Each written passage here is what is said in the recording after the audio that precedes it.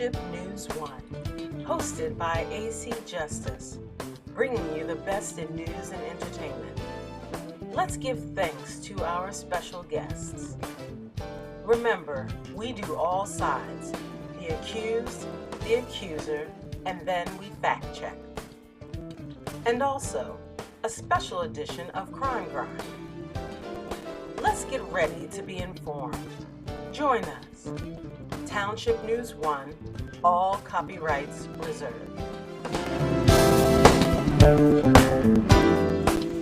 Welcome to Township News 1. Good day. First of all, we're going to do a brief summary on the stories we're going to cover today. First up, we're going to look at George Rosario, an interview in which I had with George Rosario upon, as we discussed that Monday, before he was inaugurated into office that evening. As he received a check, of course a letter came with it. Then we're going to go to Redmond Jones, an exclusive interview on a meeting that he had in Winter Gardens with Officer Penrose, George Rosario, and of course former city manager Redmond Jones. From there we're going to go, of course, to an exclusive text in which I text George Rosario to question him on the meeting that they had. From there we're going to go ahead and go to Crime Grind. And we're going to look at the opium crisis that has affected Baltimore City, and of course, you know, it's affecting throughout the United States and probably about the entire world. Then, of course, we're going to go to Movie Line. We're going to take a look at some of the movies and review the movies that are coming out at the local theater near you. And then, of course, we're going to top it off with what we call our tidbit or our thoughts for the day, basic knowledge. Let's get ready to start Township News 1 on the move.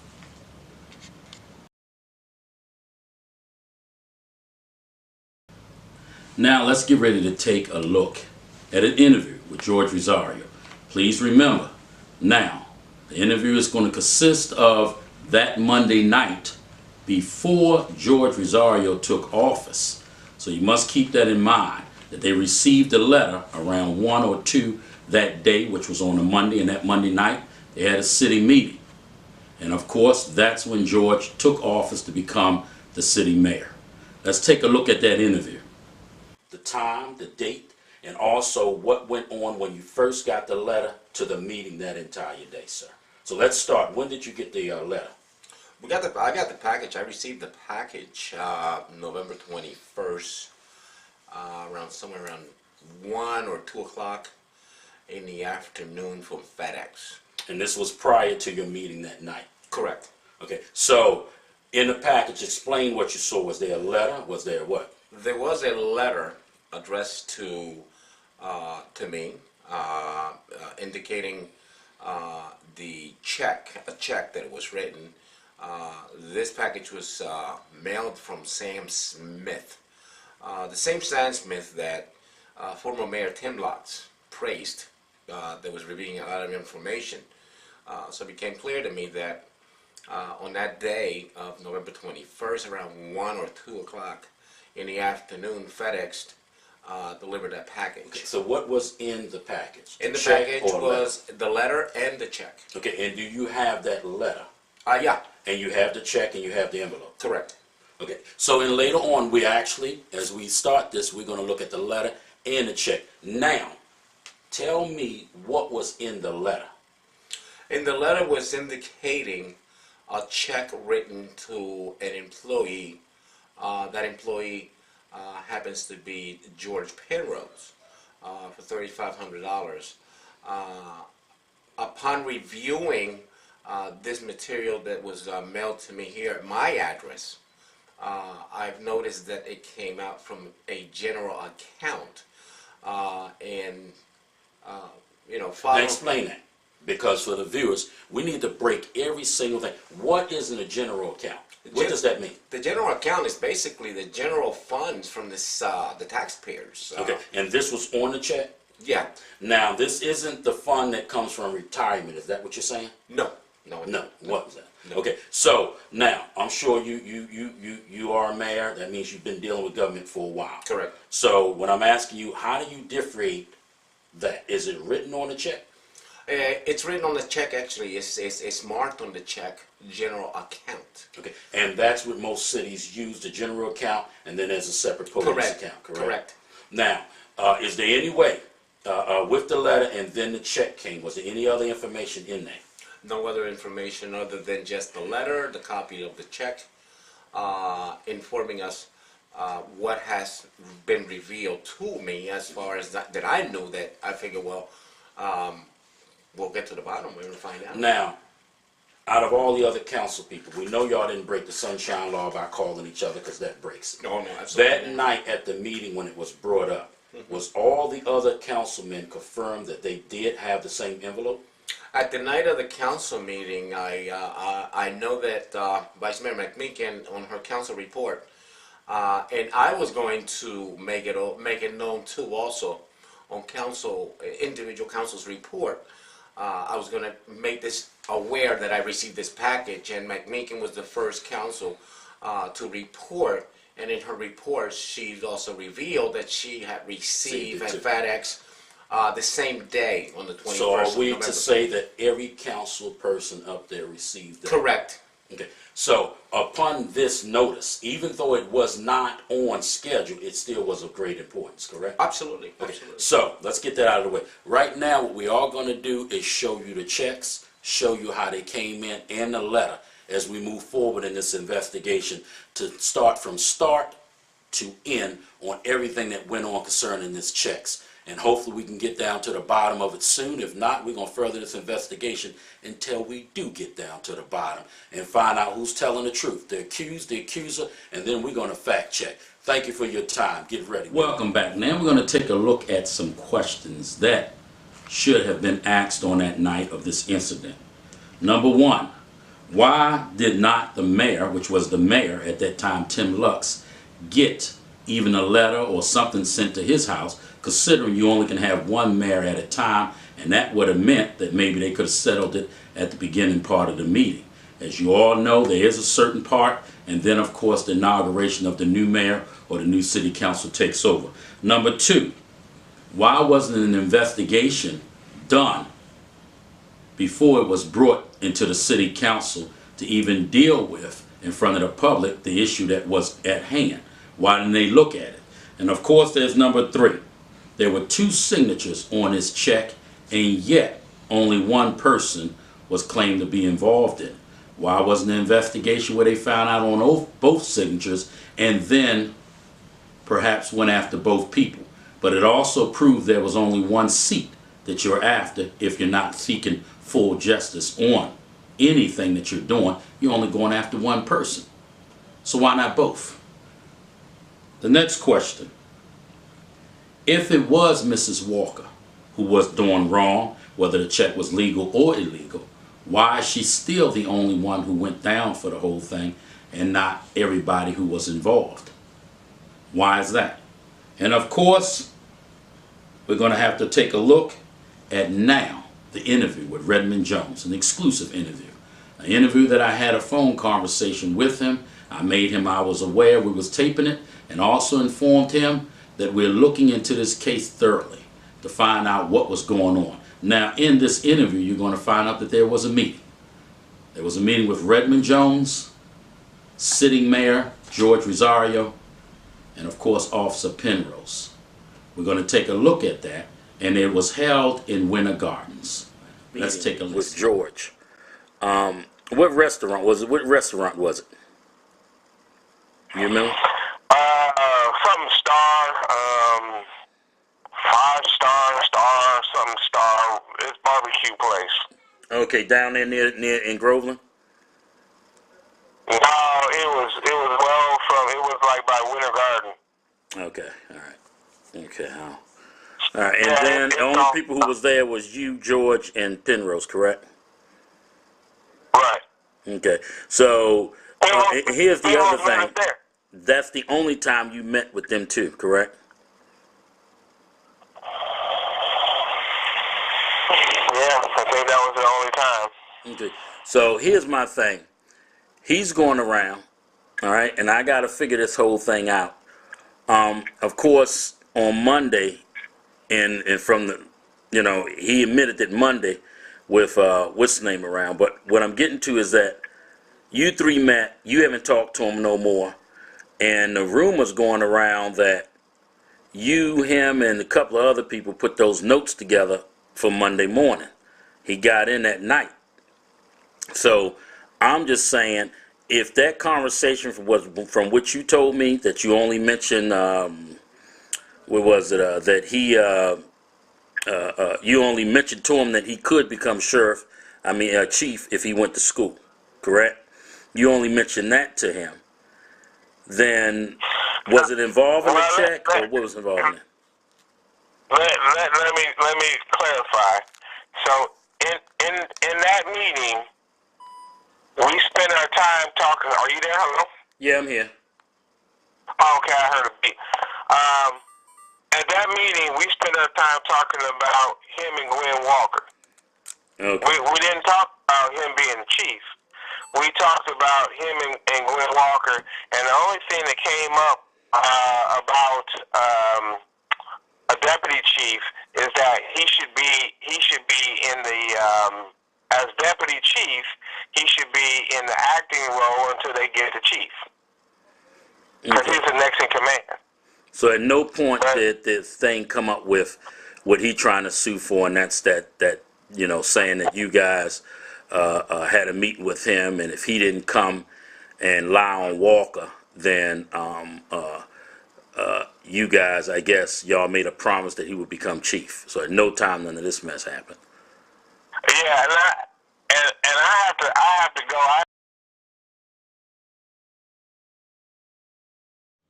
Now let's take a look at the text between me and George Rosario. We're going to take a look at it, his responses on the night that I found out that there was a meeting. And it reads, as we now move forward to the end of the check scandal, we request an interview on your side per meeting with Scott Penrose on the lawsuit. Also have contacted his lawyer. His answer is, I'm not understanding what you're saying. My reply again, you're meeting with Redmond and Penrose. Your side just giving you a chance to be heard, as I give others. Of course, I will contact the city council to ask was any other person part of or knew about this meeting. Thanks again for your time. That was the last text that we had from him. He did not text me back after that. Therefore, I can assume whether or not I do know he received the text, but there was no response after that. So I guess we can continue on trying to find out. Now, to do an invite real quick. And that invite is that it's been a request for a nice interview to be done and hosted, of course, by Justice between Muhammad, who is a business owner, and, of course, City Councilman John Griffin. We hope to get that interview soon. We're going to also try to email him and let him know that he does have an invite, and we'd be more than happy to sit down with both of them and let them vent to each other on what's going on. Thank you. Let's get ready to move now to our other section, Crime Grind, coming up next. Crime Grind, dedicated to strengthening the community, brought to you by JAPEC.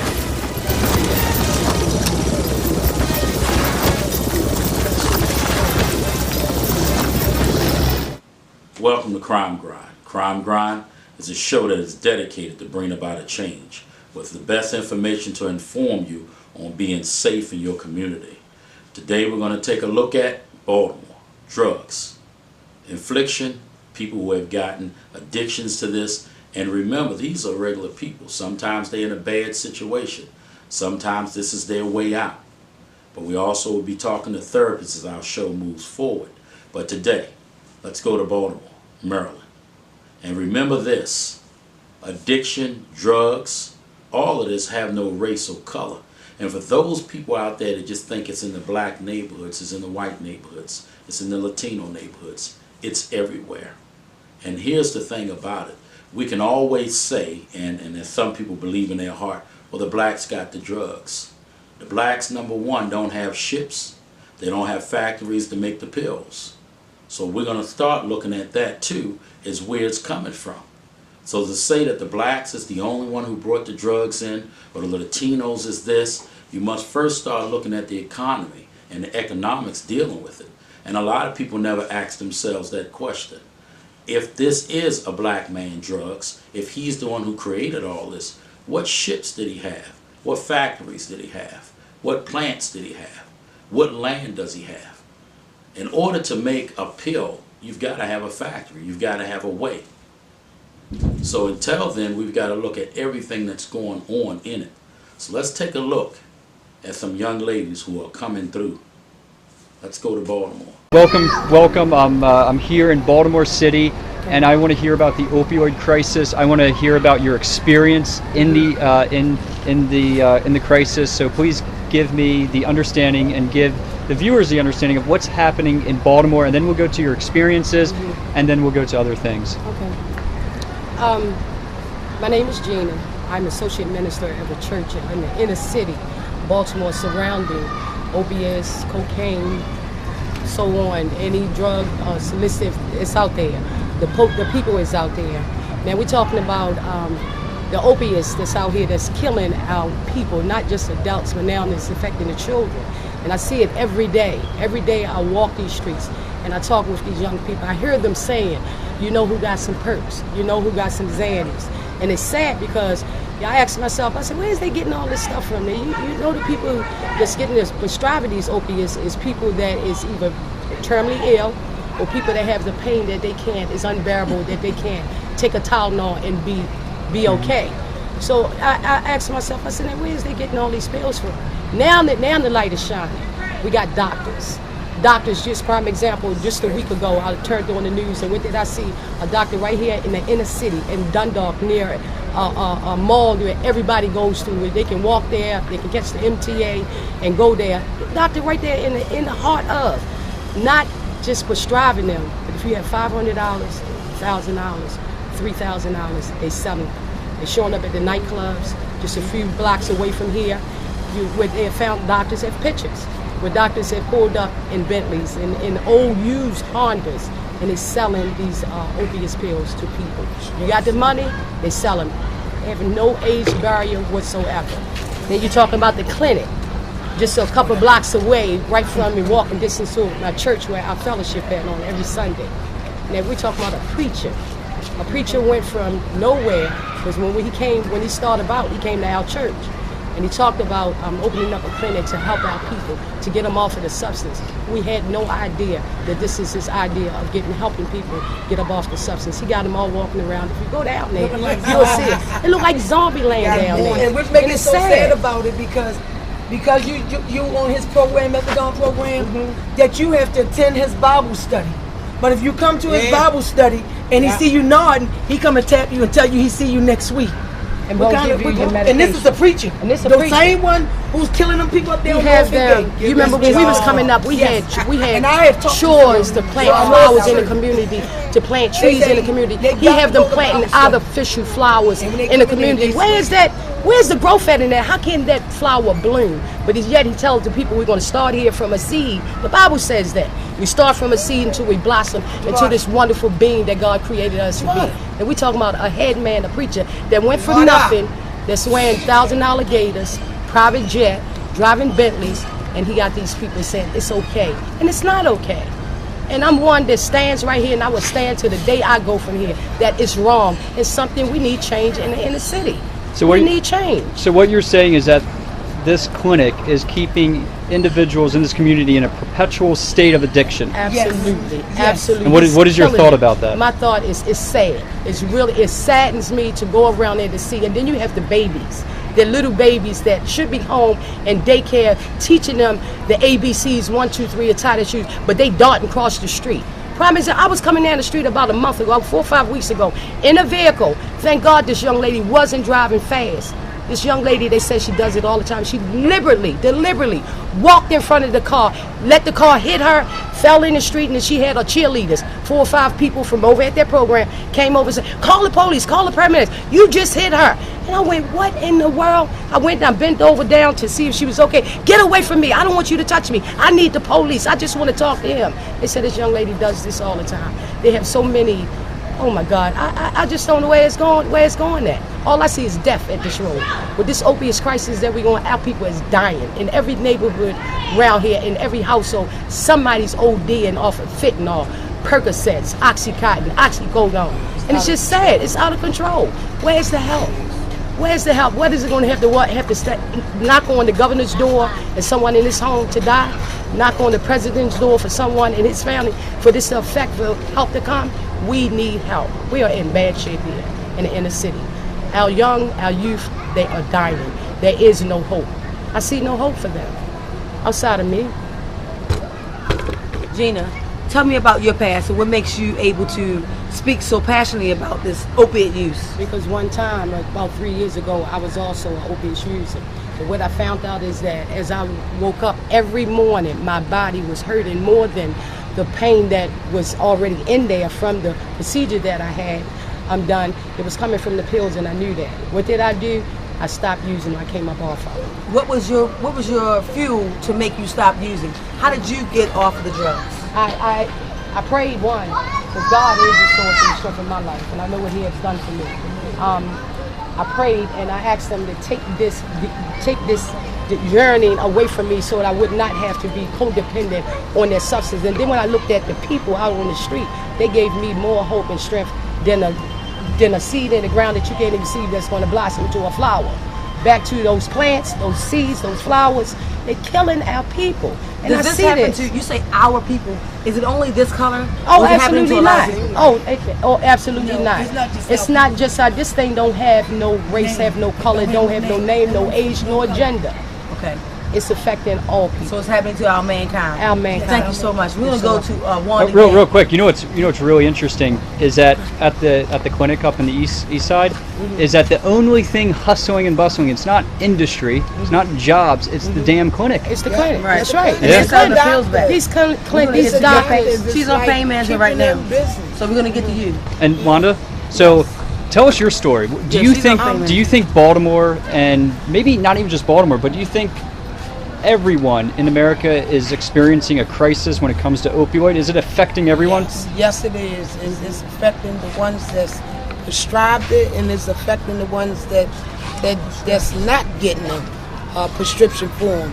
But even if you're not getting them, say for instance, me for the first time getting them, I can go to this parking lot.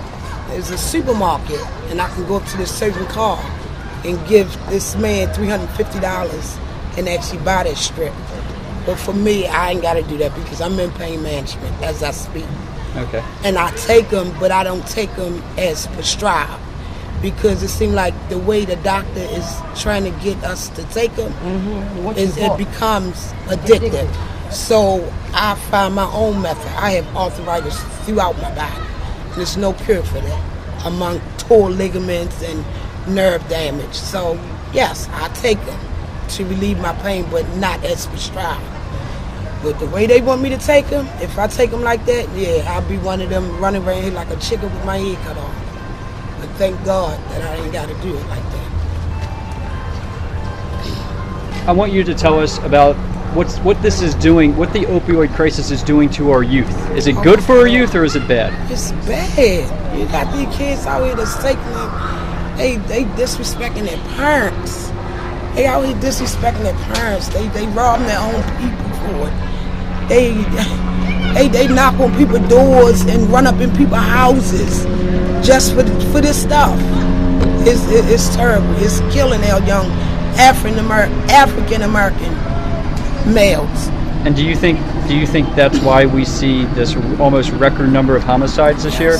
Is because of the opioid crisis? That's exactly where it comes from. It has a lot to do with it. Absolutely. And it's crazy because Trump, he's sitting there wanting to fight with these people across seas and trying to start a nuclear war when he should put a crisis on these opiates. Well, he actually just did that. It's like he actually just said that. But you're right. It's ridiculous. Yeah, it took him all this time though. Yeah. Look how many people died from decades. Even babies. Yeah. Babies getting a hold of this stuff. A young lady came in our church this morning, prime example, and she had an infant. And just so happened this infant was born a preemie. And the mom was an opiate addict. This baby was so small, my God. Didn't he have a chance? A Caucasian baby, beautiful baby. She's a foster care provider which adopts children and nurtures them into healthier children and give them a fresh start, a new start. And when she brought that baby in there, the baby looked like a doll baby. It was so small, and the baby was born 2 weeks ago. But it's just sad because for 1 pound, when they was doing that thing ceased the fire, I just thought that one weekend that we was gonna make it, because they made it within 40 something hours, and then I was like, wow, that fast. But the way it is out here today, mostly 9 out of 10 of our young boys are on these opiate prescription drugs. If they're not on the Percocet and the Oxycontin, they on the liquor, they on the marijuana, and they love the Xanax bars. They love the Xanax bars because the Xanax and Molly's, they take everything. Oh, and they take crushing them up, sniffing them. Lean and is? fentanyl. You know what lean is? You know what lean They put it in their butt. It's a tranquilizer that is used to settle horses down. They lay 1,000-pound horses down. That's what they treat ill horse with that lean. And they drinking it to get high off of. I've seen them. There's a limited few who are keeping the inner cities in this perpetual state of dependence and oppression so they can profit. That's right. It's a profit for them and not for us. And you can see it. You know, it's very interesting. We were speaking earlier, and I don't know if you probably don't know this, but 1/3 of blacks in Baltimore have a net worth of zero. Of course. Of zero. Of course. I can believe that. I can believe that. Of zero. There's 46,800 vacant row homes here in Baltimore. Isn't that sad? Isn't that sad? The median wealth income is double of a white family here in town. Meanwhile, the median wealth income of an African American family is about 30-something thousand. Of a white family, it's about 60 to 70. So it's almost doubled. And it's very interesting that we see these statistics that are proving that there has been oppression and there continues to be oppression, and a lot of that has to deal with drugs and opioids. You think about it. Every day we turn on the news. What do we see? We see another black young in the street man dies under the age of 25 years old. So the opioid crisis, I mean, it's called a crisis, but should we call it a war? It's a war. It's a war. And it's affecting our youth, and it's affecting everything in our country. Yes, and it's a war. Yeah. Yes, it's a war. It is a war. We should start treating it like a war. Absolutely. Yes. Now that you've seen the clip, now you've had a chance to look at it. We wish the ladies very well, and we hope that soon they'll get relief in that neighborhood, that someone will step up and try to solve some of the issues that they're having.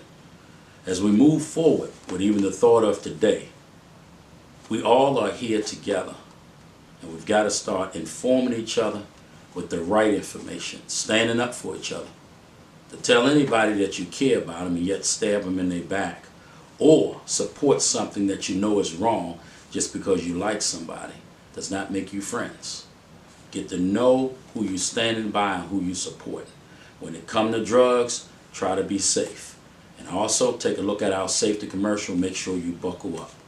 Thanks again. Township News 1, Crime Grind, on the move. Thank you.